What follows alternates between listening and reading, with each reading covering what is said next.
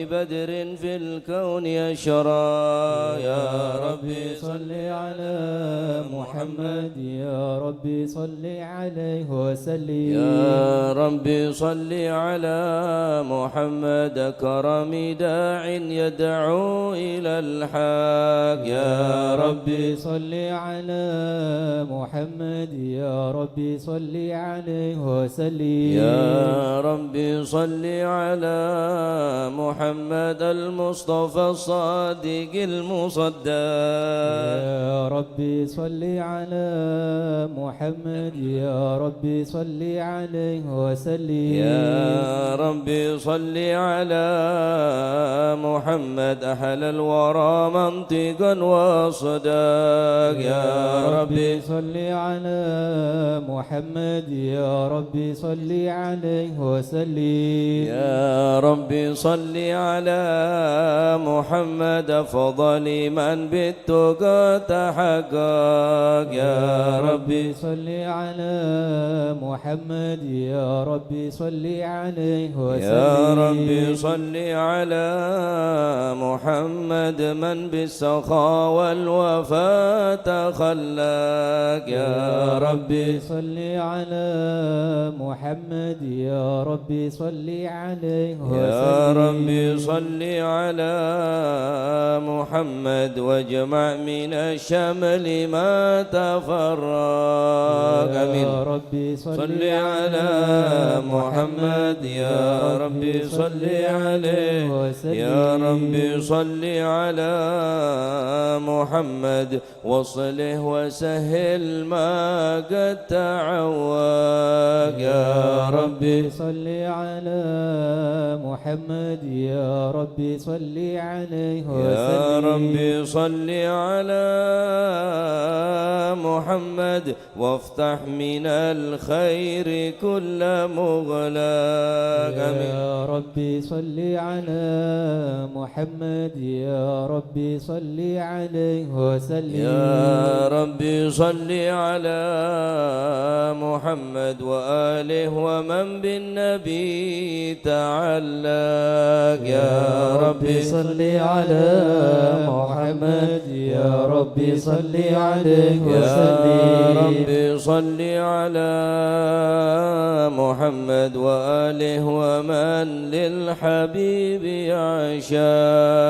يا ربي صل على محمد يا ربي صل عليه وسلم. يا ربي صل على محمد ومن بحبل النبي توثق. يا ربي صل على محمد يا ربي صل عليه وسلم. صل على محمد يا ربي صل عليه وسلم. يا ربي صل على محمد يا ربي صل عليه وسلم. اللهم صل وسلم وبارك عليه. أعوذ بالله من الشيطان الرجيم. بسم الله الرحمن الرحيم.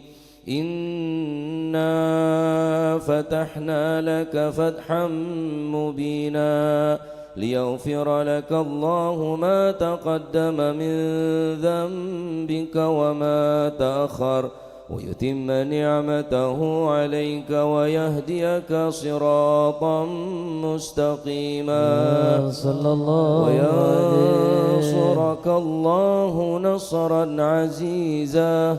لقد جاءكم رسول من أنفسكم عزيز عليه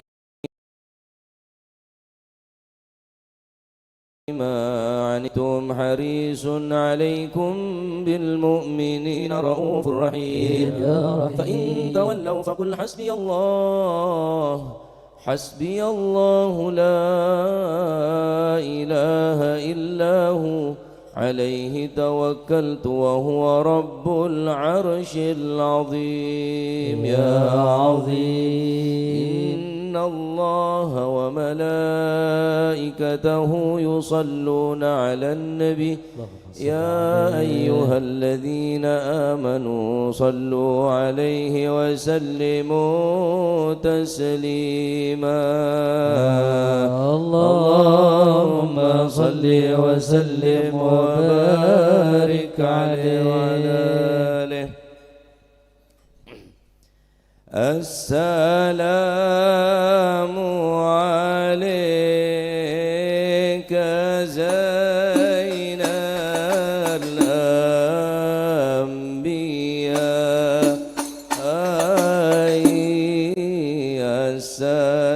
السلام عليك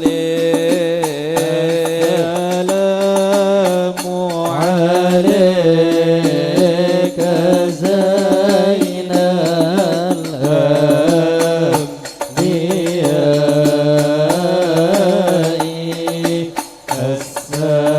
السلام عليك السلام عليك أتقى الأتقياء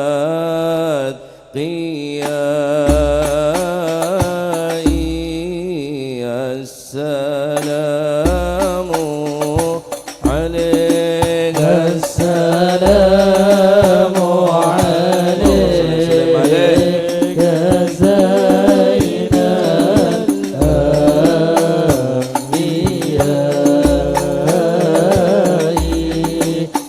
السلام عليك السلام عليك أصفى الأصفياء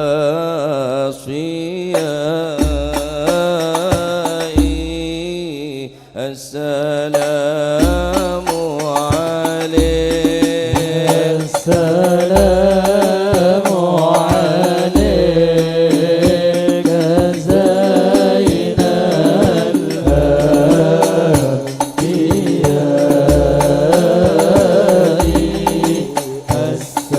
السلام عليك السلام عليك من ربي السماء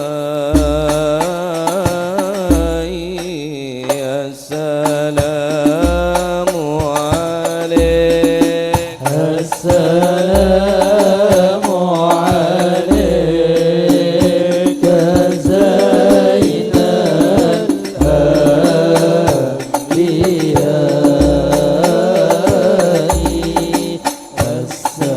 السلام عليك السلام عليك أحمد يا حبيبي صلى الله عليه. السلام عليك زين الأنبياء صلى الله عليه. السلام عليك طه يا طبيبي صلى الله عليه. السلام عليك زين الأنبياء صلى الله عليه. السلام عليك يا مسكي وطيبي صلى الله عليه. السلام عليك زين الأنبياء صلى الله عليه.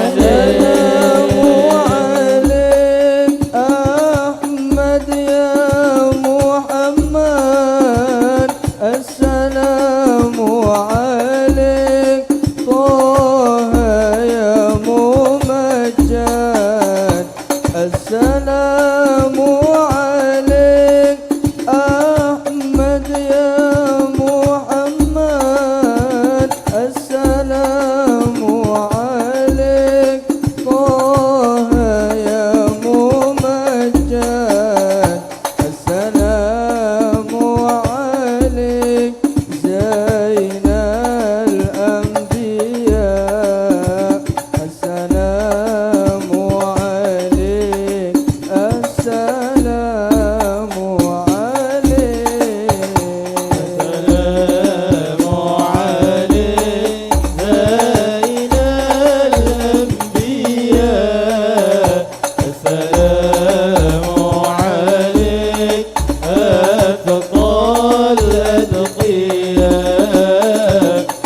السلام عليك زين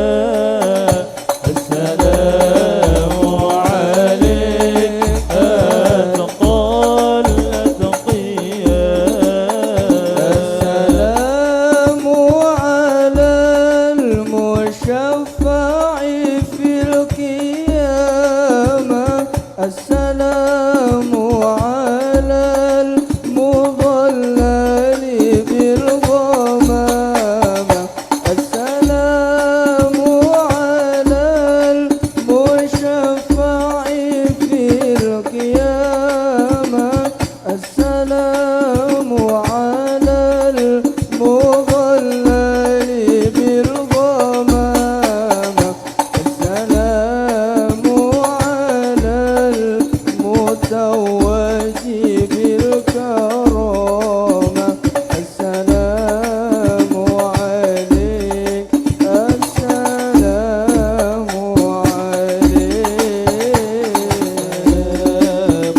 عليك زين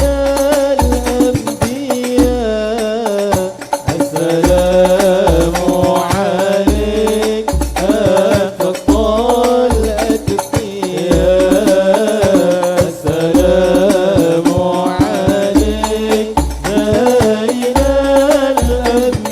الأنبياء السلام عليك أتقى الأتقياء يا حبيبي يا حبيبي كيف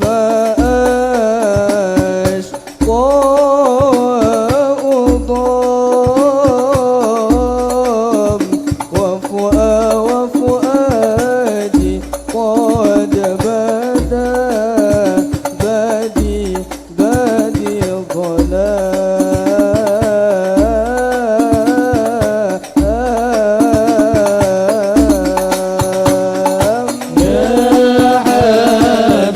يا حبيبي يا حبيبي كيف أشقى وأضام وفؤادي قد بادي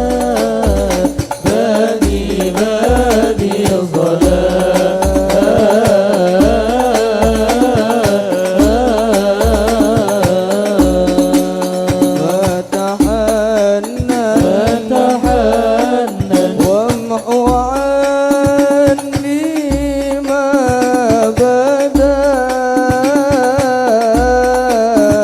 كل نور منكنا خير الأنام يا حبيبي يا حبيبي كيف أشقى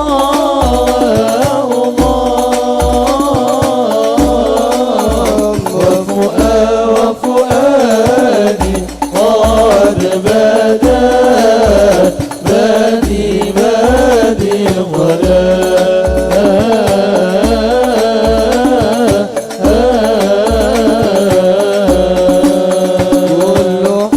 كل حسن الورى يبدو لنا من جمال المصطفى داعي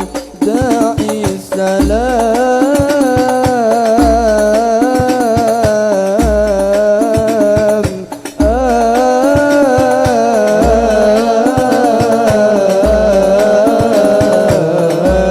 داعي السلام يا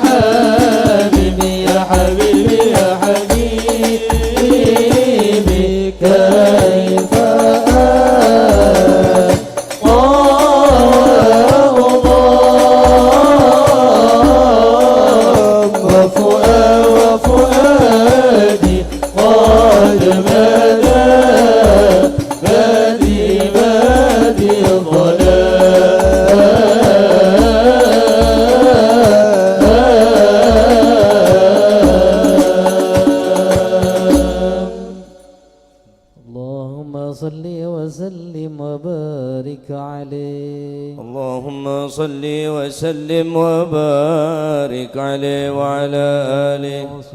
بسم الله الرحمن الرحيم. الحمد لله القوي سلطانه، الواضح برهانه، المبسوط في الوجود كرمه وإحسانه. صلى الله عليه. تعالى مجده وعظم شانه، خلق الخلق لحكمة وطوى عليها علمه، وبسط لهم من فيض المنة ما جرت به في أقداره القسمة. فأرسل إليهم أشرف خلقه وأجل عبيده رحمة. تعلقت إرادة الأزلية بخلق هذا العبد المحبوب، فانتشرت آثار شرفه في عوالم الشهادة والغيوب. صلى الله عليه. فما أجل هذا المن الذي تكرم به المنان، وما أعظم هذا الفضل الذي برز من حضرة الإحسان.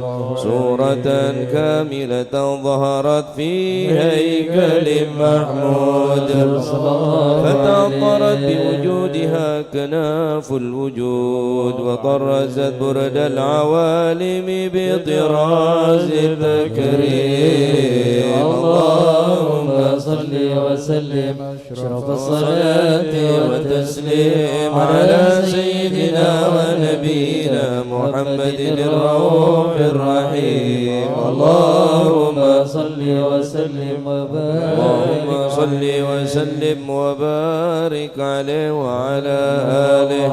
تجلى الحق في عالم قدسه الواسع تجليا قضى بانتشار فضله في القريب والشاسع. صلى الله عليه. فله الحمد الذي لا تنحصر أفراده بتعداد، ولا يمل تكراره بكثرة ترداد، حيث وبرز من عالم الإمكان صورة هذا الإنسان. صلى الله عليه. ليتشرف بوجود ثقلا وتنتشر أسراره في الأكوان.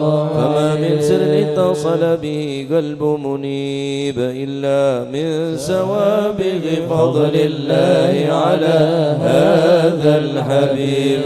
صلى الله عليه. يا لقلب سروره قد توالى بحبيب عم الأنام نوالا. جل من شرف الوجود بنور غمر الكون بهجة وجمالا. ترقى في الحسن على مقام وتناهى في مجده وتعالى. لاحظته العيون فيما اجتلته بشرا كاملا يزيل الضلال. صلى الله عليه. وهو من فوق علم ما قد رأت رفعة في شؤونه وكمالا. فسبحان الذي أبرز من حضرة الامتنان ما يعجز عن وصفه اللسان، ويحار في تعقل معاني الجلال. صلى الله عليه. انتشر منه في عالم البطون والظهور ما ملأ الوجود الخلقي نور. فتبارك الله من إله كريم بشرتنا آياته في الذكر الحكيم ببشارة. لقد جاءكم رسول من أنفسكم عزيز عليه ما عنتم حريص عليكم بالمؤمنين رؤوف رحيم. فمن فاجت هذه البشارة وتلقاها بقلب سليم فقد هدي إلى صراط مستقيم. اللهم صل وسلم أشرف الصلاة والتسليم على سيدنا ونبينا محمد الرؤوف الرحيم. اللهم صل وسلم وبارك عليه. اللهم صل وسلم وبارك عليه. واشهد أن لا إله إلا الله وحده لا شريك له شهادة تربيها اللسان عما تضمنه الجنان من التصديق بها والإذعان صلى الله في الصدور عليه من الإيمان قواعد وتلو عن اليقين من سر ذلك الإذعان والتصديق شواهد صلى الله أشهد عليه أن سيدنا محمد العبد الصادق في قوله وفعله والبلغ لله ما أمره بتبليل خلقه من فرضه ونفره عبد أرسله الله للعالمين بشيرا ونذيرا صلى الله عليه فبلغ الرسالة وأدى الأمانة وهدى الله من الأمة بشرا كثيرا صلى الله عليه المستبصرين سراجا وقمرا منيرا صلى الله عليه تكرم الله بها على البشر وما أوساها من نعمة إن تسرسلها في البحر والبر اللهم صل وسلم بأجل الصلوات وجمعها وأزكى التحيات وأوسعها على هذا العبد الذي وفى بحق العبودية صلى الله عليه في ظلة الكمال وقام بحق الربوبية في مواتن الخدمة لله وأقبل عليه غاية الإكبار صلى الله عليه صل عليه به فينبث في قلب نور سر تعلقه به وحبه وينتبه بعناية الله في حسبه وعلى آله وصحبه الذين ارتقوا صهوة المجد بقربه صلى الله عليه بوده وحبه ما أطر الأكوان بنشر ذكراهم نسيم اللهم صل وسلم أشرف الصلاة والتسليم على سيدنا ونبينا محمد الرؤوف الرحيم اللهم صل وسلم وبارك نفدت القدرة الباهرة بالنعمة الواسعة والمنة الغامرة فانفلقت بيضة التسويف في العالم المتلك الكبير عن جمال مشهود بالعين صلى الله عليه هاوي لوصف الكمال المطلق والحسن التام الذي يتنقل في بروجه صلى الله عليه ليتشرف به موطن استقراره وموضع خروجه وقد قضت الأقدار الأزلية بما قضت وأظهرت من سر هذا النور ما أظهرت وخصصت به من خصص صلى الله عليه فكان مستقره في الأسلاب الفاخرة والأرحام الشريفة الطاهرة حتى برز في عالم الشهادة بشرا لا كالبشر صلى الله ونورا حير الأفكار ظهوره وبهر صلى الله عليه فتعلقت همة الراكم لهذه الحروف بأن يركم في هذا القرطاس ما هو لديه من عجائب ذلك النور معروف صلى الله عليه وإن كانت الألسن لا تفي بعشر معشار أوصاف ذلك الموصوف صلى الله عليه تشويقا للسامعين من خواص المؤمنين وترويحا للمتعلقين بهذا النور المبين صلى الله عليه وإلا فأن تعرب الأكلام عن شؤون خير الأنام الله ولكن هزني إلى تدوين ما حفظته من سير أشراف المخلوقين صلى الله عليه وما أكرمه الله به في مولده من الفضل الذي عم العالمين صلى الله عليه وبكيت رايته في الكون منشورة على مر الأيام والشهور والسنين داعي التعلق بهذه الحضرة الكريمة ولعج التشوق إلى سماع أوصافه العظيمة ولعل الله ينفع به المتكلم والسامع فيدخلان في شفاعة هذا النبي الشافع ويتروحان بروح ذلك النعيم اللهم صل وسلم أشرف الصلاة والتسليم على سيدنا ونبينا محمد الرحيم اللهم صل وسلم وبارك عليه أنت الذي من نورك البدر اكتسى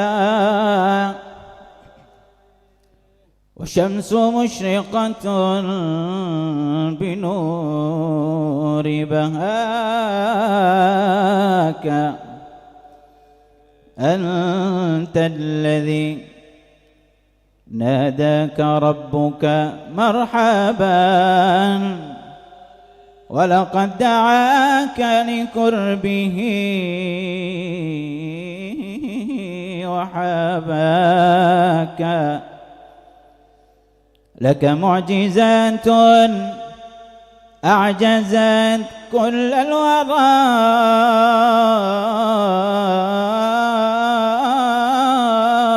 وفضائل جلت فليس تحاكى قد فقت يا طه قد فقت يا طه جميع الأنبياء ومن سبحان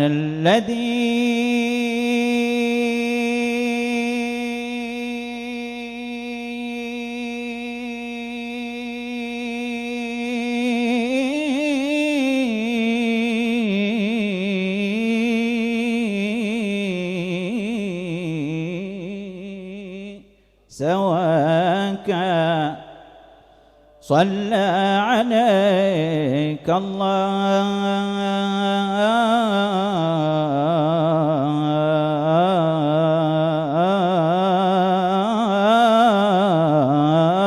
الله صلى عليك الله يا علم الورى محن مشتاق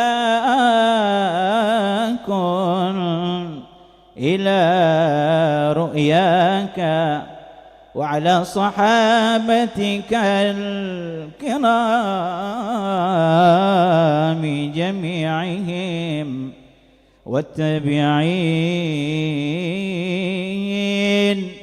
والتابعين وكل من والاك يا رسول الله سلام عليك يا رفيع الشان والدرج عفت رانت العالم يا ويل الجود والكرم يا رسول الله سلام عليك يا رفيع الجاه ودرجي حبتي رد العالمين يا أهيل الجود والكرم كل بيت أنت ساكنه ليس محتاجا إلى السرج ومريض أنت عائده قد أتاه الله بالفرج يا رسول الله يا رسول الله سلام عليك يا رفيع الشان ودرجي حتى بيدي رد العالمين يا أهيل الجود والكرم وزمان أنت حكيم زال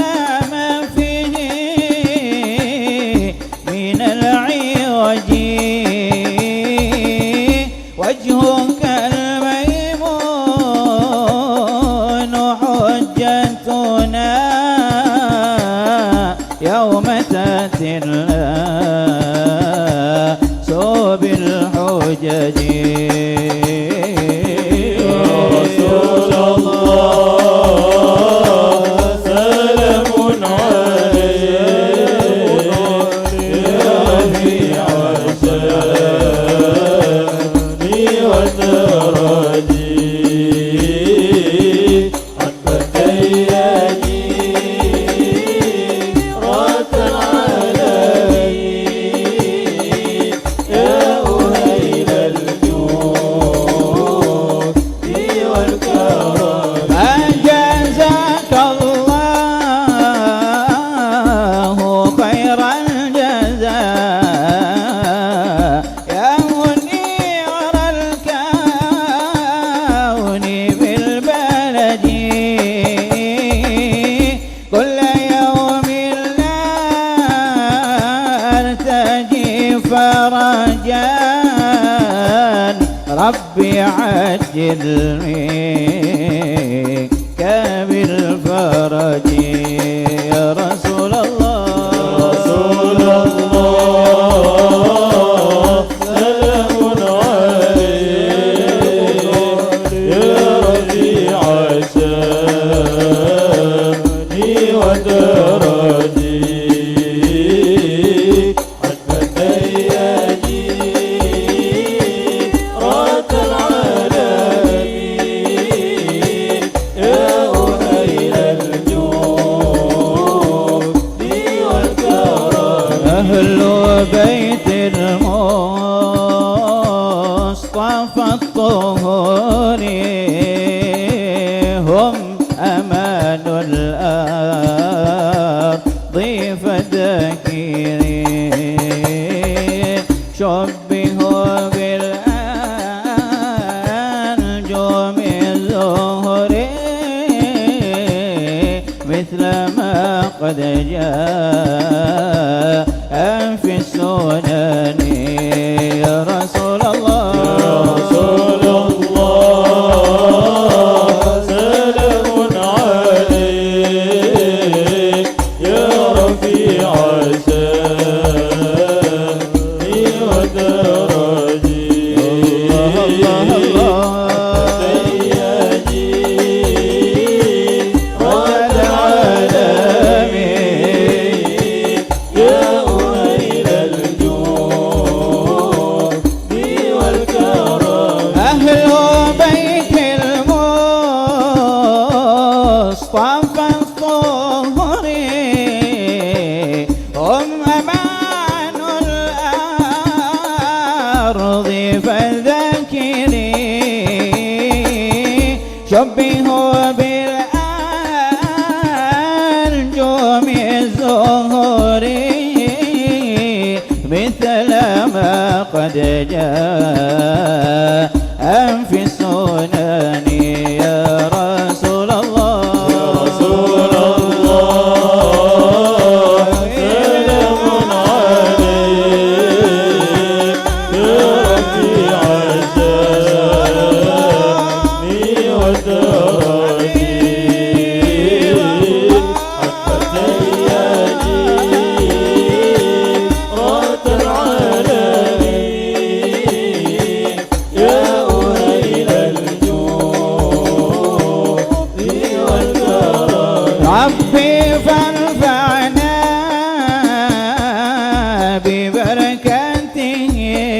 ببركاتهم واهدنا الحسنى بحرمتهم وأمتنا في طريقتهم ومعافتهم من الفتن يا رسول الله سلام عليك يا رفيع شاني انظر ودرجي إلينا يا رسول الله حبيب الله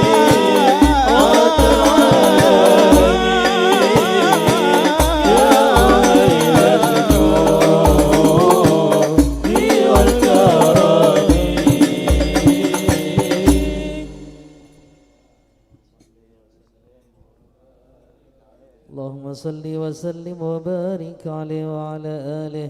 وقد آن للقلم أن يخض ما حركته فيه الأنامل مما استفاد الفهم من صفات هذا العبد المحبوب الكامل صلى الله عليه وشمائله التي أحسن الشمائل. وهنا حسب أن نثبت ما بلغ إلينا في شأن هذا الحبيب من أخبار وآثار. صلى الله عليه يتشرف بكتابة القلم والقرطاس وتتنزه في حدائق الأسماء والأبصار.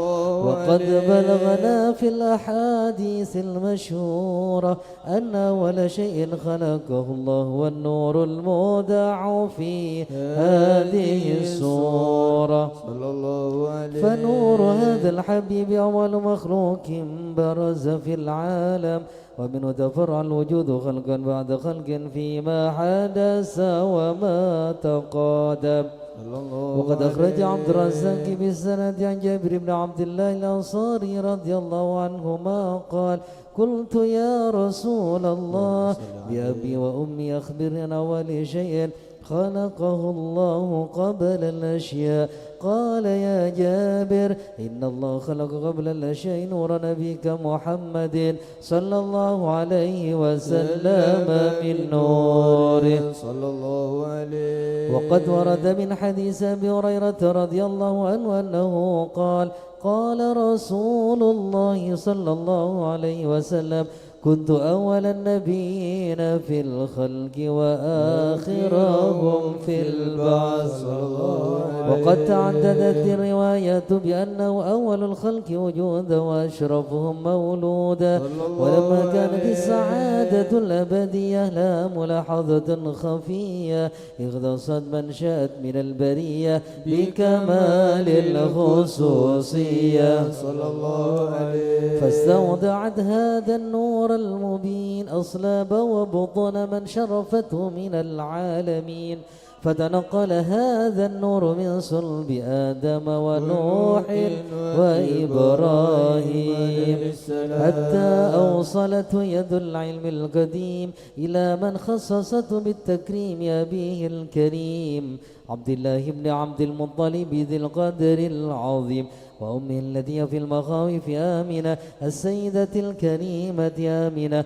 فتلقاه صلب عبد الله فألقاه إلى بطنها فضمت وحشها بمعونة الله محافظة على حق هذه الذرة وصونها فحملت برعاية الله كما ورد عنها حملا خفيفا لا تجد له ثقلا ولا تشكو منه ألما ولا عللا حتى مر الشهر بعد شهر من حمله وقرب وقت بروز العالم شهادة لتنبسط على أهل هذا العالم فيوضات فضله وتنتشر في آثار مجد الصميم. اللهم صل وسلم أشرف الصلاة والتسليم على سيدنا ونبينا محمد الرؤوف الرحيم. اللهم صل وسلم وبارك عليه.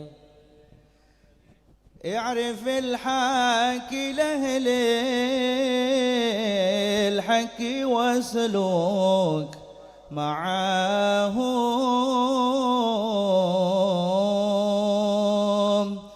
في طريق التقى من حيث ساروا وراهم.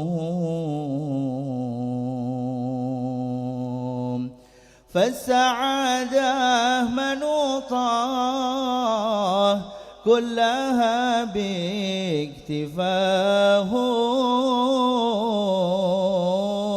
باكتفاهم بخت من قد رآهم أو رأى من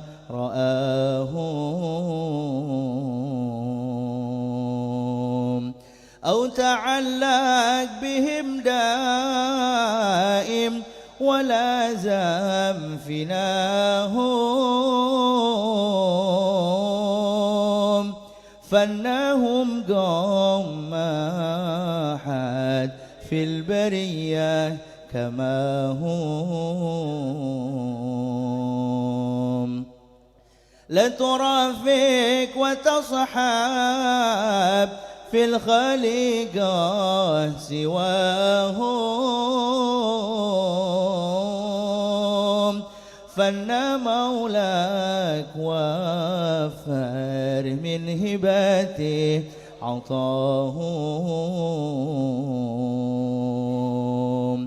حيثما كانوا وحضور في مجال صفاهم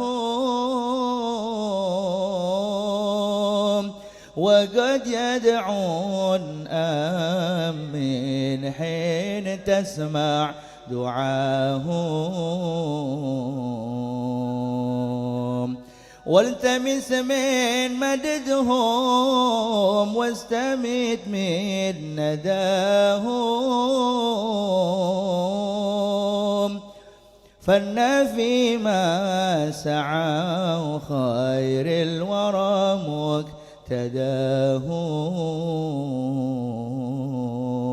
مقتداهم هو دعاهم إلى ربه وشيد بناهم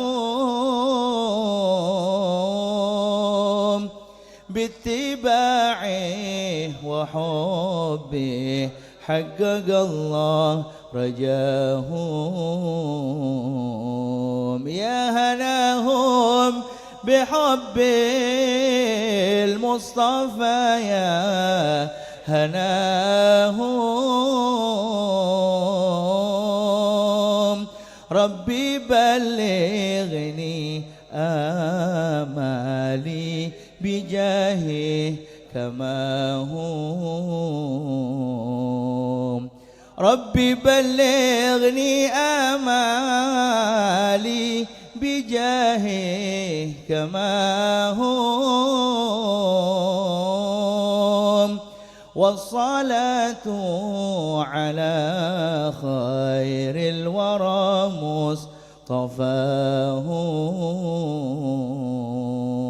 مصطفاهم هو النور يهدي الحائرين ضياؤه وفي الحشر ظل المرسلين لواؤه تلقى من الغيب المجرد حكمة بها أمطرت في الخافقين سماؤه بها أمطرت في الخافقين سماؤه والنور يهدي الحائرين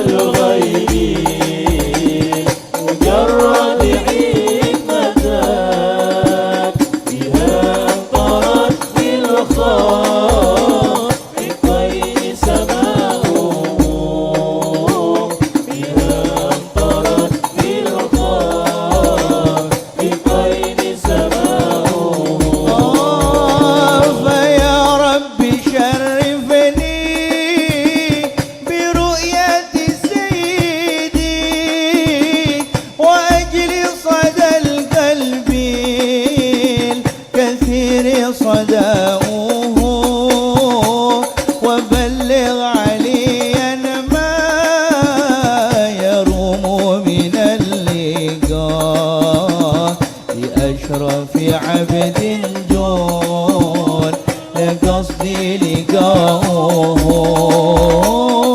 والنور يهدي الحائرين أضياؤه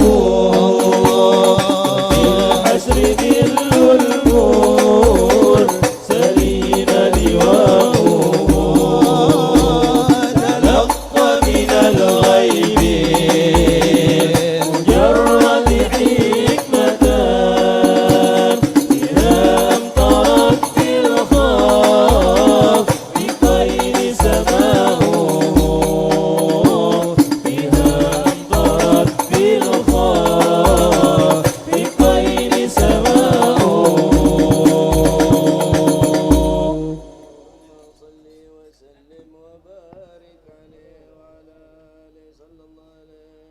اللهم صل وسلم وبارك عليه صلى الله عليه ومنذ علقت به هذه الدرة المكنونة والجوهرة المسونة والكون كله يصبح ويمسي في سرور وابتهاج صلى الله عليه بقرب ظهور إشراك هذا السراج صلى الله عليه والعيون متشوفة إلى بروزه متشوقة إلى التقاط جواهر كنوز صلى الله عليه وكل دابة لقريش نطقت بفصيح العبارة صلى الله معلنة عليه بكمال البشارة وما من حامل حملت في ذلك العام صلى الله إلا عليه أتت في حملها بغلام من بركات وسعادة هذا الإمام صلى الله عليه ولم تزل الأرض والسماوات متضمخة بعطر الفرح بملاقاة أشرف البريات صلى الله وبروزه عليه من عالم الخفاء إلى عالم الظهور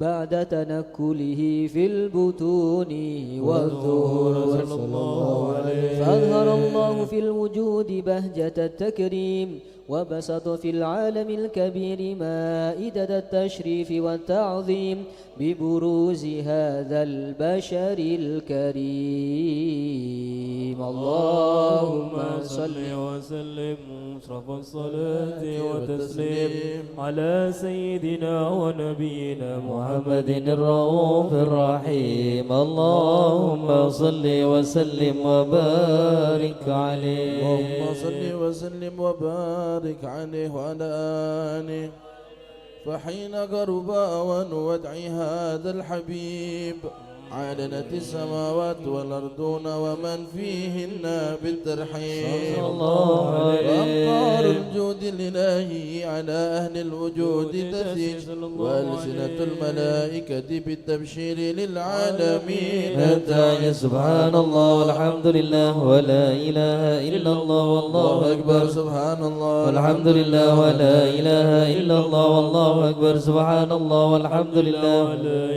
إلا الله والله أكبر والقدرة كشفت قناع هذا المستور ليبرز نوره كاملا في عالم الظهور نورا فاق كل النور صلى الله عليه أنفذ الحق حكم على من أتم الله عليه النعمة من خواص الأمة أن يحضر عند ودعه أمة تأنيسا لجنابها المسعود ومشاركة لها في هذا السمات الممدود صلى الله عليه وحضرت بتوفيق الله سيدة مريم وسيدة آسيا ومعهما من الحور العين من قسم الله له من الشرف بالقسمة الوافية صلى الله عليه فأتى الوقت الذي رتب الله على حضوره وجود هذا المولود صلى الله عليه انطلق صبح الكمال من النور عن عمود وبرز الحامد المحمود مذعنا لله بالتعظيم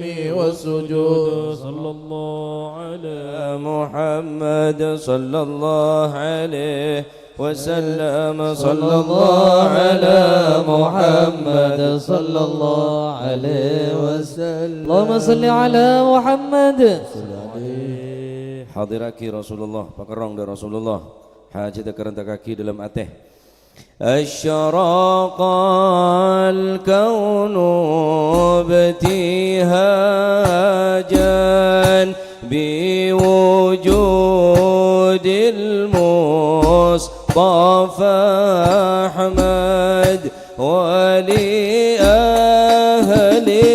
الكون أنس وسرور قد تجدد.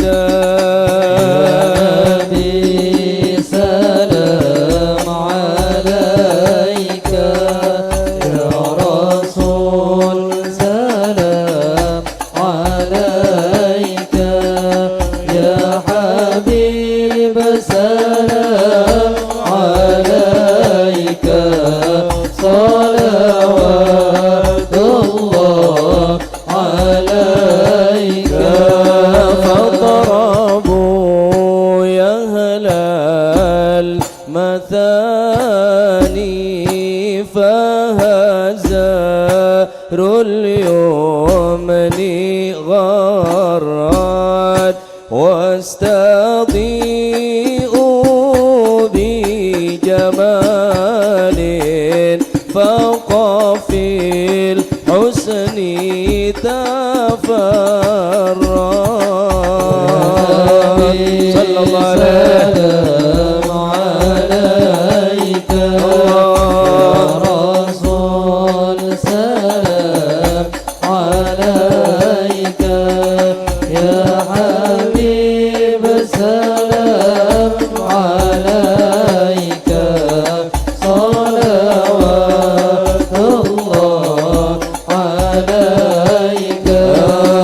ولنا البشرى بسعد مستمر ليس ينفد حيث أوتينا عطاء جمع الفخر المؤبد.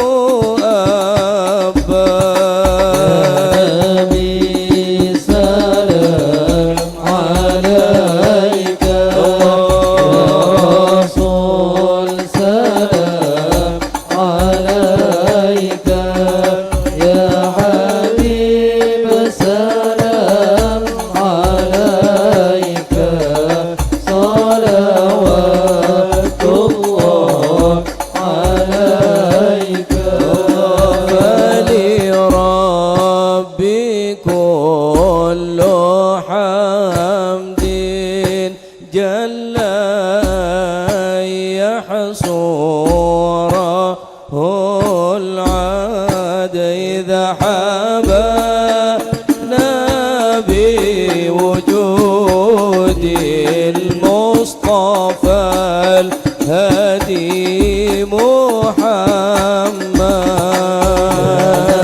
صلى الله عليه صلى الله عليك صلى الله عليه. سلام عليك يا حبيب سلام عليك صلوات الله عليك. يا رسول الله يا أهلا بك إن بك نسعد وبجاهه يا إلهي جد وبلغ كل مقصد. آمين يا الله عليك يا رسول سلام عليك يا حبيب سلام عليك صلوات الله عليك. واهدنا نهج سبيل لكي به نسعد ونرشد ربي بلغنا بجاهه في جوار خير مقعد يا الله عليك يا رسول سلام عليك يا حبيب سلام عليك صلوات الله عليك وصلاة الله تغشى أشرف الرسل محمد وسلام مستمر كل حين يتجدد طلع البدر علينا من ثنيات الوداع الشكر علينا دعا لله طلع البدر علينا من ثنيات الوداع وجب الشكر علينا ما دعا لله علينا ثنيات الوداع وجب الشكر علينا ما دعا لله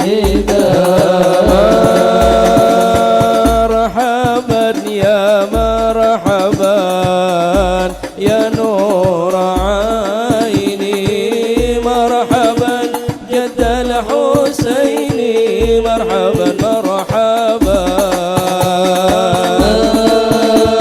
مرحبا يا مرحبا يا نور العين مرحبا جد الحسين مرحبا مرحبا واكرمي الأرواح منا واكرمي الأرواح منا بلقاء خير الأنام مرحبا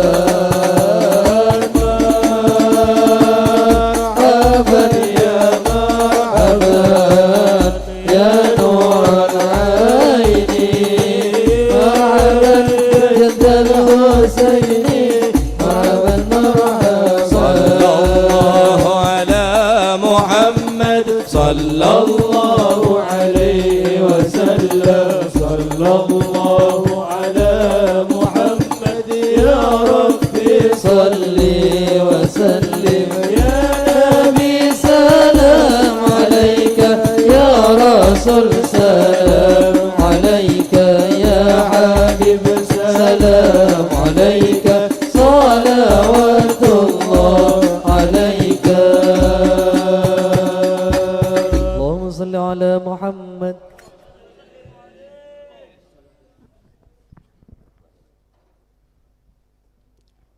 اللهم صل وسلم وبارك عليه وعلى آله وحين برز صلى الله عليه وسلم من بطن أمه برز رافعا طرفه إلى السماء مؤميا بذلك الرفع إلى أن له شرفا على مجد وسماء صلى الله عليه وكان وقت مولد سيد الكونين من الشهور شهر ربيع الأول من الأيام يوم الاثنين صلى الله عليه وموضع ولادته وقبره بالحرمين وقد ورد أنه صلى الله عليه وسلم ولد مختونا مكحولا مقطوعا السر صلى الله عليه ذلك لشرفي عند الله أيدي القدرة ومع بروزي إلى هذا العالم ظهر من العجائب ما يدل على أنه أشرف المخلوقين وأفضل الحبائب صلى الله عليه. فقد ورد عن عبد الرحمن بن عوف عن أم شفاء رضي الله عنهما قالت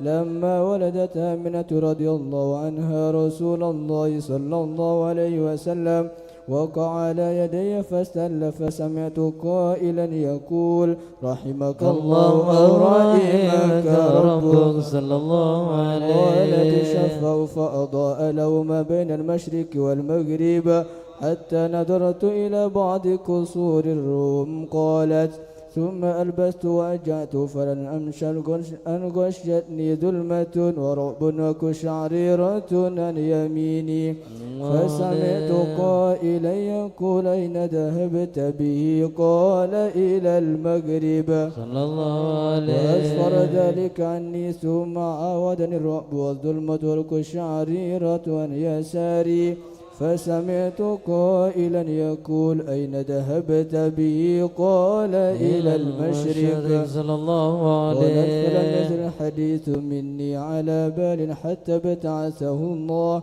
فكنت من أول الناس إسلاما. وكم ترجمت السنة من عظيم المعجزات وباهر الآيات البينات بما يقضي بعظيم شرفه عند مولاي صلى الله عليه. وأن عين عنايتي في كل حين ترعى وأنه الهادي إلى الصراط المستقيم. اللهم صل وسلم الصلاة والتسليم على سيدنا ونبينا محمد الرؤوف الرحيم. اللهم صل وسلم وبارك عليه. بسم الله الرحمن الرحيم. الحمد لله رب العالمين حمدا يوافي نعمه ويكافئ مزيده. يا ربنا لك الحمد كما ينبغي لجلال وجهك ولعظيم سلطانك. اللهم صل وسلم على سيدنا محمد في الأولين وصل وسلم على سيدنا محمد في الآخرين وصل وسلم على سيدنا محمد في كل وقت وحين وصل وسلم على سيدنا محمد في الملأ الأعلى إلى يوم الدين وصل وسلم على سيدنا محمد وعلى آله وصحبه أجمعين.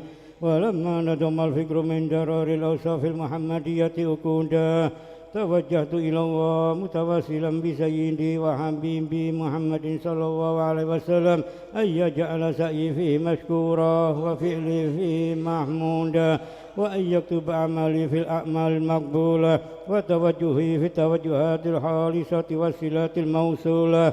اللهم يا من إليه تتوجه الآمال فتعود ضافرة وعلى باب عزته تحت الرحال فتعشاها منه الفيوضات الهامرة نتوجه إليك بأشرف الوسائل لديك سيد المرسلين عبدك الصادق الأمين سيدنا محمد الذي عمت رسالته العالمين أن تصلي وتسلم على تلك الذات الكاملة مستودع أمانتك وحافظ سرك وحامل راية دعوتك الشاملة الآب الأكبر المحبوب لك والمحسس بشرف الأفهار في كل موطن من مواطن القرب ومدهر قاسم إمدادك في عبادك وساكي كؤوس إرشادك لأهل ودادك سيد الكونين وأشرف الثقلين العبد المحبوب الخالص المحسوس منك بأجل الخصائص.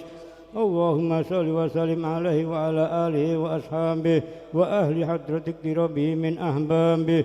اللهم إنا نقدم إليك جاه هذا النبي الكريم ونتوسل إليك بشرف مقامه العظيم أن تلاحظنا في حركاتنا وسكناتنا بعين عنايتك وأن تفضنا في جميع أدوارنا وتقلباتنا بجميل رعايتك وحسن وقايتك وأن تبلغنا من شرف القرب إليك وإلى هذا الحبيب غاية آمالنا وتتقبل منا ما تحركنا فيه من نياتنا وأعمالنا وتجعلنا في حضرة هذا الحبيب من الحاضرين وفي طرائق اتباعه من السالكين ولحقك وحق من المؤدين ولأهلك من الحافظين.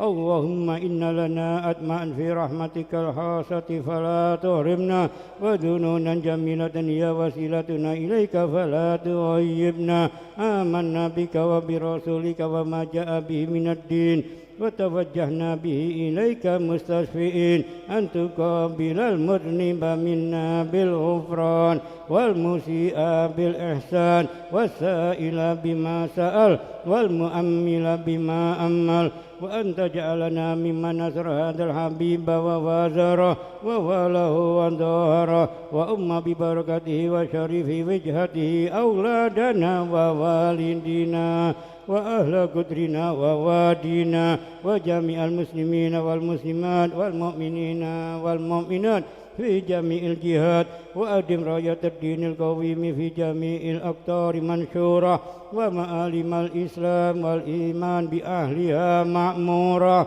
معنى وسورة واكشف اللهم كربة المكروبين واقض دين المدينين واغفر للمذنبين وتقبل توبة التائبين وانشر رحمتك على عبادك المؤمنين أجمعين واكفي شر المعتدين والظالمين وابسط الأدل بولاة الحق في جميع النواحي والأقطار وأيدهم بتأييد من عندك ونصر على المعاندين من المنافقين والكفار واجعلنا يا رب في الحسن الحسين من جميع البلايا واجعلنا يا رب في الحسن الحسين من جميع البلايا وفي الحرز المكين من الذنوب والخطايا وأدمنا في العمل بطاعتك والصدق في حكمتك قائمين وإذا توفيتنا فتوفنا مسلمين مؤمنين واختم لنا منك بخير أجمعين وصل وسلم على هذا الحبيب المحبوب للأجسام والأرواح والقلوب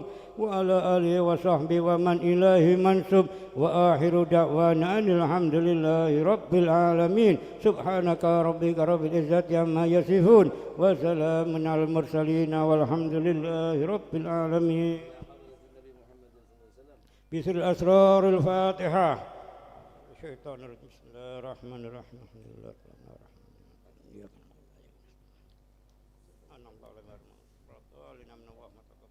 جد لنا بالغفران جد لهذا الإنسان عبد سوء خزيان من ذنوبه وحلان خائف إنك غضبان ربنا نستعفيك ربنا نسترضيك ولنا ظن فيك يا رجاء للإيمان لا تخيب راجي تحت بابك لاجي لم يزل بالداجي قائلا يا حنان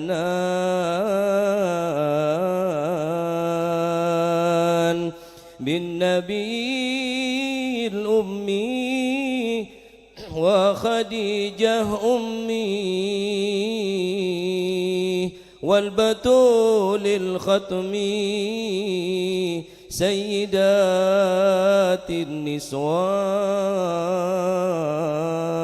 النسوان بالنبينا الجم من أبينا آدم وبنوح الأقدام وخليل الرحمن يا بيبي بأهل تربة بشار والفقيه المشهار وبالعلم الأبرار من بهم حالي زان يا صمد يا معطي يا بالعطاء لا تبطي جد لهذا المعطي بالرضا والغفران جد لنا بالمطلوب والفضل